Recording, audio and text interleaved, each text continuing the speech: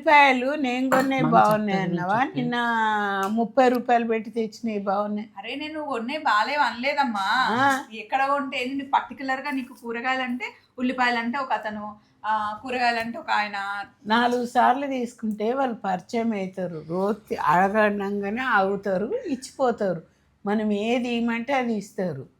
రోజుకో కొత్త వాళ్ళు అయితే ఆగి మగిస్తే కదా అనుకుంటూ పోతారు. బట్టల షాపులకు ఎందుకు పోతావు? మంచి షాపు కావాలి అనుకుంటూ పోతావు. 4 సార్లు పోతే ఈ మేడం వచ్చింది. ఉల్లిపాయలు కూడా ఇట్లా క్లాస్ విక్తారా అమ్మ?